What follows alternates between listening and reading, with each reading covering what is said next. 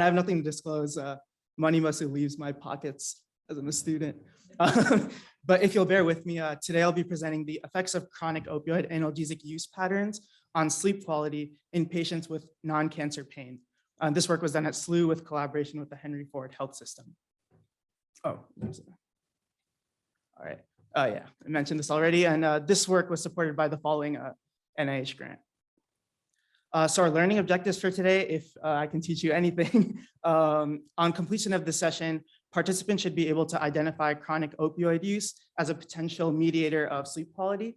And along with that, we should also be able to identify the importance of screening for sleep quality in patients with chronic pain and chronic opioid use.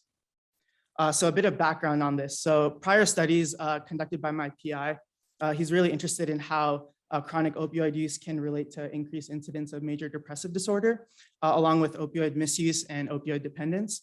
And both major depressive disorder and chronic opioid use have been shown to be related to diminished sleep quality. So with depressive disorder, poor sleep is one of the diagnostic factors. With opioid use, it's a little less clear how what the mechanism is. Potential mechanisms include disrupted sleep cycling due to opioid use or decreased respiratory drive, exacerbating things like obstructive sleep apnea. But it's unknown whether these mechanisms actually cause OAU to be associated with poor sleep quality, independent of major depression and pain. So all these things, pain, depression, sleep, and opioid use, have kind of a network of effects. And it's really hard to discern, look at a single effect within that network.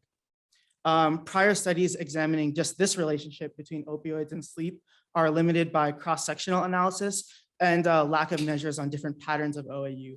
A lot of them look at this only in the inpatient setting and not in the outpatient setting. So that's what we were more interested in.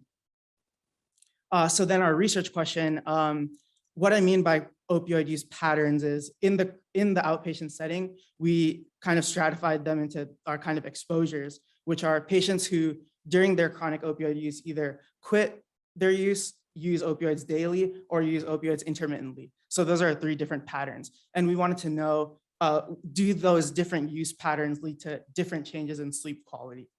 And our hypothesis was that patients who use opioids daily will have the most disturbed sleep, followed by those with non-daily use, and patients who quit opioids during this period of use might have the best sleep.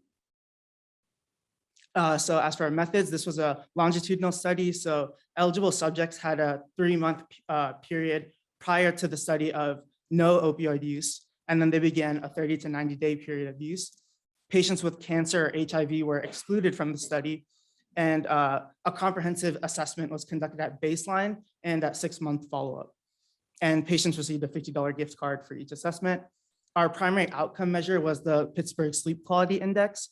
That's a measure of 7 different facets of sleep quality, including latency, daytime dysfunction, et cetera. And higher scores on the PSQI indicate more disturbed sleep. 126 patients met all of these eligibility requirements and completed both assessments. So our covariates included certain demographics such as age, sex, race, and income, smoking, drinking, depression and anxiety, and pain severity. All of these things have been shown in prior studies to impact sleep quality, so we wanted to control for these factors, and they're included in those assessments. Here are just the sample characteristics of the overall sample. So just to note, 70% of the sample is female, 70% or 60%, sorry, it was white. And of particular note, you can see that about 30% of the population has either depression or anxiety. And this just highlights the importance of understanding this patient population, as these rates are much higher than what we see in the US population. And then here we just see the sample characteristics again, this time split up amongst our different exposure groups. There's no differences in any of the demographics, but in the brief pain inventory for pain severity, we do see a significant difference. So, and it's kind of intuitive, patients who are able to quit opioids during their period of use had the lowest pain severity, and those who are taking opioids daily had the highest pain severity. So here are some of our results. This is just the average PSQI at baseline and at wave 2. So that's 6-month follow-up. We see that for The blue line is the overall sample. That's the only statistically significant change, unfortunately. But what we do see is an improvement in sleep, contrary to what we expected over this time. This is what we see in every other group as well. However, this data is just a simple paired t-test. So the limitation here is we don't know if there's some external factor that could be driving this change. We can't necessarily attribute it to the opioid use itself. Oh, a possibility. So to get around that, we did a difference in difference analysis. So here we set the quit opioid group as our reference. And then we compared the slopes of our other two groups, so the intermittent users and the daily users. And then we wanted to see, is there a difference in the change relative to those who quit? And then in our adjusted column on the right side, that's where we adjusted for our covariates as well.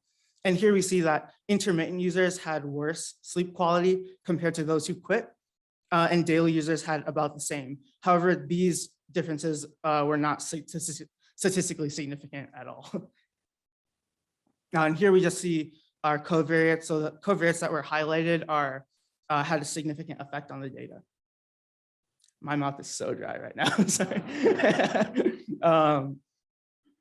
So in conclusion, the overall sample had a statistically significant decrease in PSQI scores. However, as I stated earlier, we can't necessarily attribute this to the opioid use. And this difference was also very small. It was only a difference of 1.2 on a scale that goes from 0 to 21. So it's not necessarily clinically significant either.